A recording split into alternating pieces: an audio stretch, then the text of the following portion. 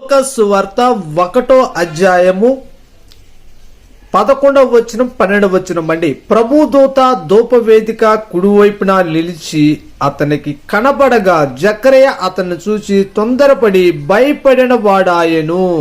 మనకి మహిమ కలుగాక. ఎందుకు భయపడుతున్నావు? నీ జీవితం గురించి భయపడుతున్నావా? నీ కుటుంబం గురించి భయపడుతున్నావా?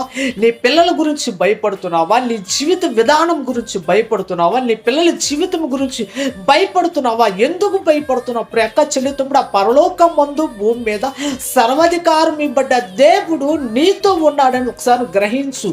నీకొచ్చే ప్రతి ఆటంకాల గురించి భయపడొద్దు. నీకొచ్చే ప్రతి శోధల గురించి భయపడొద్దు. నీకొచ్చే అనారోగ్య పరిస్థితుల గురించి భయపడొద్దు. నీకున్న ఆర్థిక ఇబ్బందుల గురించి భయపడొద్దు. నీకున్న అప్పుల సమస్యల నుండి నువ్వు భయపడొద్దు. నీకొచ్చే శోధనల గురించి భయపడొద్దు. నిన్ను నడిపించే దేవుడు, పరలోకమందు భూమి మీద సర్వాధికారం ఇవ్వబడ్డ దేవుడు నీతో ఉన్నాడు, నీలో ఉన్నాడు, నిన్ను నడిపిస్తాడని ఒక్కసారి నువ్వు ఆలోచిస్తే ఆ భయాలన్నీ తొలగించి నీకు ఆనందాన్ని నింపగల శక్తివంతుడండి, బలవంతుడండి, సజీవుడండి, మరణాన్ని గెలిచిన దేవుడండి, మరణాన్ని మీద విజయాన్ని పొందుకున్న దేవుడండి.